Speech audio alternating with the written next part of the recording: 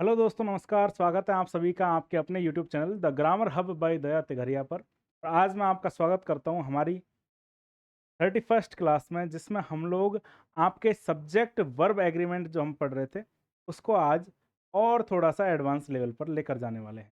साथियों, हमारी ये जो ग्रामर की English zero to hero series चल रही है, जिसका मुख्य उद्देश्य अगर आपको अभी भी नहीं पता तो ये है कि जितने भी लोग जो इंग्लिश को छोड़ चुके हैं इस डर से कि ये तो हमारे कोई काम की नहीं है क्योंकि हमारे बेसिक्स क्लियर नहीं है, तो हमने ये सीरीज ही उनके लिए स्टार्ट की थी कि आप पहले अपने बेसिक क्लियर कीजिए और उसके बाद कंपटीशन के लेवल की जो एडवांस लेवल की ग्रामर है उसको भी हम लोग इसी में कवर कर लेते हैं। तो आपका जो इंग्लिश का डर है उसको ख़त्म करने के लिए हम लोग ये इंग्लिश की ग्रामर की इंग्लिश की जीरो टू हीरो सीरीज चालू कर चुके थे, जिसमें हमारी 30 क्लासेस ऑलरेडी हो चुकी हैं।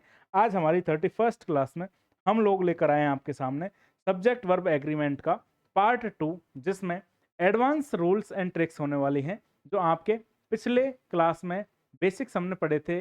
सब्जेक्ट वर्ब एग्रीमेंट जिसको हम सिंटेक्स बोल रहे थे, उसको थोड़ा सा याद करते हुए साथ में हम लोग आगे की इस क्लास में आगे बढ़ने वाले हैं।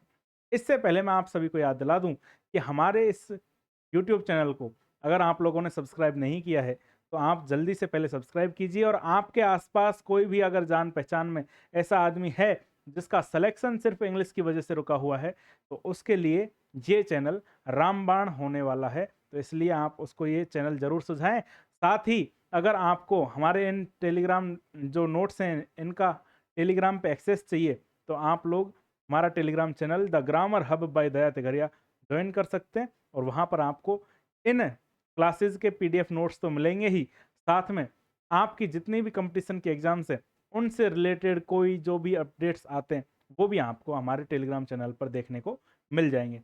चलिए साथियों, शुरू करते हैं हमारी ये क्लास, जिसमें हम लोग सब्जेक्ट वर्ब एग्रीमेंट को आगे बढ़ाने वाले हैं। अब लेकिन जैसा कि आप सब लोग जानते हैं कि एक अच्छा शिक्षक क्या करता है, आप लोगों को नया पढ़ाने से पहले पुराने वाले को रिकॉल करवाता है। तो चलिए साथियों, सबसे पहले हम लोग पार्ट 1 का जो मूल मंत्र था, जो सार था, उसको एक बार फिर से रिवाइज कर लेते हैं। तो वो हमारा क्या था?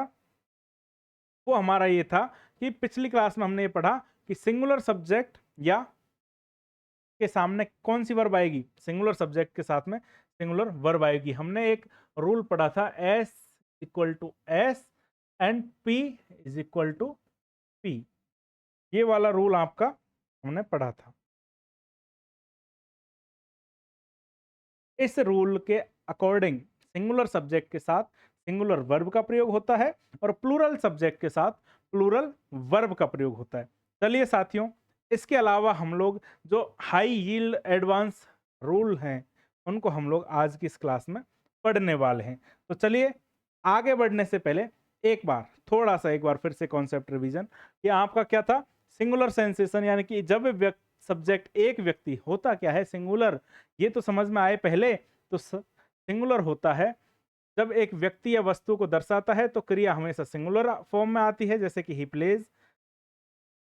एक सब्जेक्ट जब व्यक्ति या वस्तु को दर्शाता है एक को, तब तो सिंगुलर वर्ब आएगी। और लेकिन याद क्या रखना था? जो मेन टॉपिक निकल के आ रहा है पिछली क्लास का वो बता रहा हूं मैं आपको, कि वर्ब हो और नाउन हो, इनमें एस या एस जब लगता है तो डिफरेंट तरीके से हम लोग उसको ट्रीट करते हैं।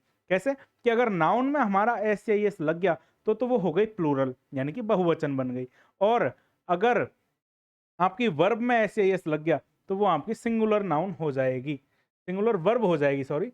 तो ये याद रखना है कि नाउन में एस या एस लगने पर वह बहुवचन बनता है, लेकिन वर्ब में एस या एस लगाने पर वह एक वचन यानी कि सिंगुलर बनती है। चलिए साथियों, आगे बढ़ते हैं और देखते हैं हम लोग आज क्या पढ़ने वाले हैं। 5 नियम हम पहले पढ़ चुके हैं। नियम नंबर 6 आपके सामने, आइदर और नाइदर नॉर वाला। ऐसे वाक्य जिनमें दो सब्जेक्ट हों और दो सब्जेक्ट आयत या तो आइदर और से या फिर नाइदर नॉर से जुड़े हुए हों, तब हम लोग जो वर्ब है उसका प्रयोग करते हैं। जो वर्ब के नजदीकी जो सब्जेक्ट होता है, यानी कि दूसरा वाला सब्जेक्ट, उसको हम लोग उसके अकॉर्डिंग हमारी वर्ब का प्रयोग होता है। कैसे? जब दो सब्जेक्ट आइदर और नाइदर नॉर या not only but also say जुड़े हों तो क्रिया हमेशा सबसे नजदीक वाले सब्जेक्ट के अनुसार लगती है। सबसे नजदीक, लेकिन किससे नजदीक? वर्ब से नजदीक। तो वर्ब से नजदीक कौन सा होगा? दूसरा वाला सब्जेक्ट। कैसे? आइदर राम और हिज फ्रेंड्स, आइदर राम और हिज फ्रेंड्स आर कमिंग। ये जो फ्रेंड्स है ये सेकंड सब्जेक्ट है, और सेकंड सब्जेक्ट के अकॉर्डिंग यहाँ पर आर का प्रयोग कर दिया। Neither the boys nor the coach was present. ध्यान देना, पहला सब्जेक्ट भले ही प्लूरल हो, लेकिन हमने किसका प्रयोग किया है? वाज का, क्योंकि कोच क्या है? बड़ा, मतलब कोच नजदीक है, और नजदीकी सब्जेक्ट के अनुसार ही हमको क्या प्रयोग करनी है? क्रिया प्रयोग करनी है। रूल नंबर 6 आपकी समझ में आ गया। आइदर और, neither, nor, not only but also, ऐसी जो कंजक्शन है उनसे जो भी जुड़े हुए होते हैं सब्जेक्ट, उनमें वर्ब का प्रयोग सबसे नजदीकी वाले सब्जेक्ट के अकॉर्डिंग होता है, और नजदीक किससे होना चाहिए? वो वर्ब से नजदीक होना चाहिए। उन सब्जेक्ट्स के साथ हम लोग किसका प्रयोग कर देते हैं? अकॉर्डिंगली उस सब्जेक्ट के हम लोग वर्ब का प्रयोग कर देते हैं। चलिए साथियों, अगला आपके सामने कलेक्टिव नाउन का एक कॉन्सेप्ट निकल के आता है। क्या है? कि अगर कोई भी जो कलेक्टिव नाउन है वो एकता का, यानी कि कम्युनिटी, जो यूनिटी का बोध कराए, उनके लिए तो हम लोग सिंगुलर वर्ब का प्रयोग करते हैं।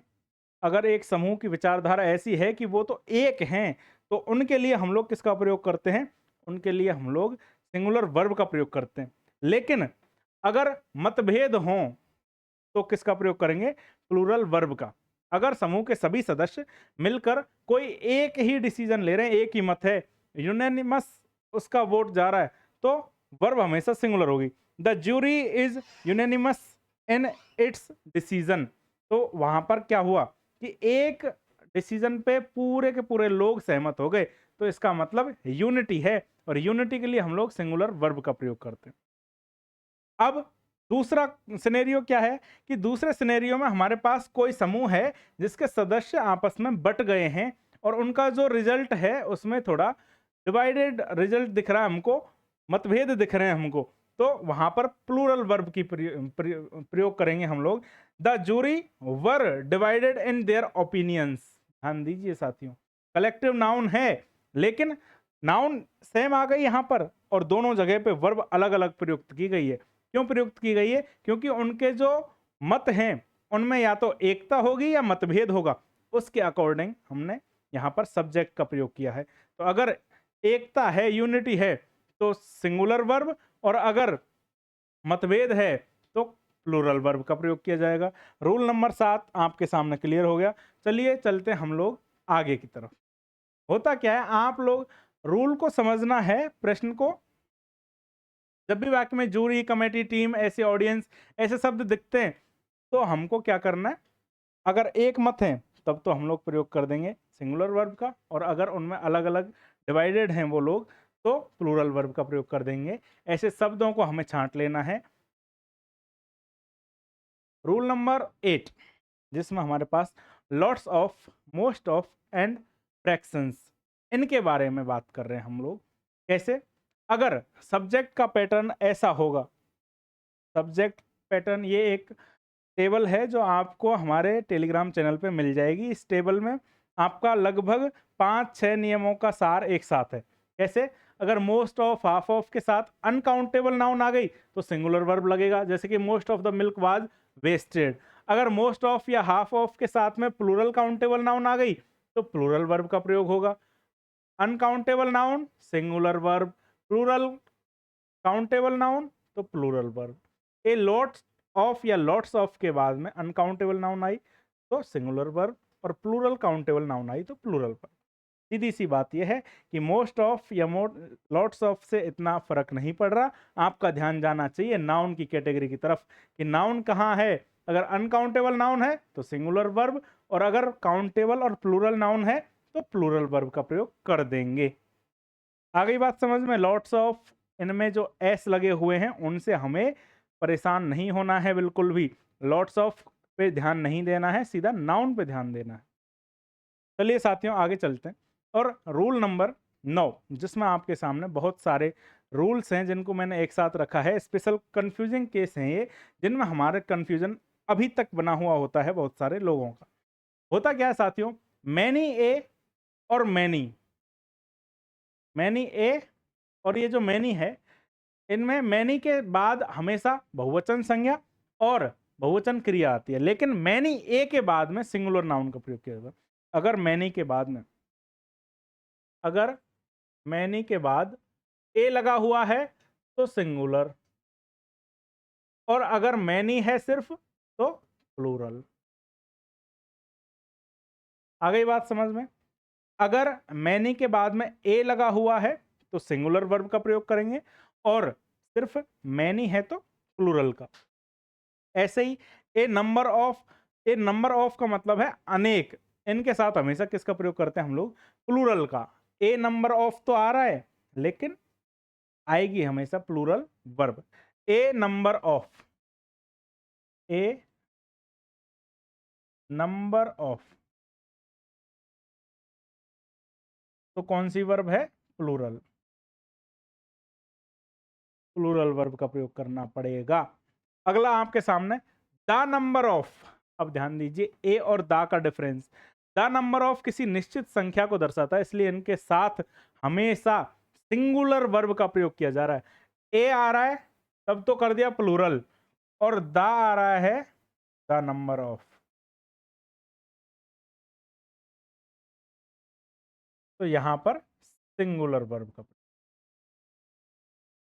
अब बताइए, ए आप लोग लेकर चल रहे थे आज तक कि ए लगा हुआ है इसका मतलब सिंगुलर ही होगा, लेकिन यहाँ पर कंफ्यूजन होता है, और इस कंफ्यूजन को ही दूर करने का काम हमारा है। अगर आप लोग ध्यान देंगे तो समझ में आएगा कि यहाँ पर एस या एस लगने से मतलब नहीं था। मैनी के साथ में ए आते ही हमने क्या कर दिया?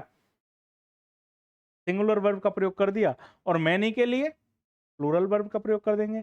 ए नंबर ऑफ होगा तो भी प्लूरल है, और द नंबर के लिए हमने क्या किया? सिंगुलर वर्ब का प्रयोग कर दिया। आरपीएससी बोर्ड में मैनी ए के बहुत सारे प्रश्न बनते हैं, इसलिए मैनी और मैनी ए को देखकर आपको बहुत सतर्क हो जाना है एकदम से। ये बात समझ में आ गई? ये कंफ्यूजन वाले वर्ड्स आपको जरूर ध्यान रखने हैं। ये कंफ्यूजन अगर क्लियर हो गया तो सब्जेक्ट वर्ब एग्रीमेंट में बाकी जानने के लिए इतना ज़्यादा कुछ है नहीं। तो साथियों, अब आपको क्या करना है?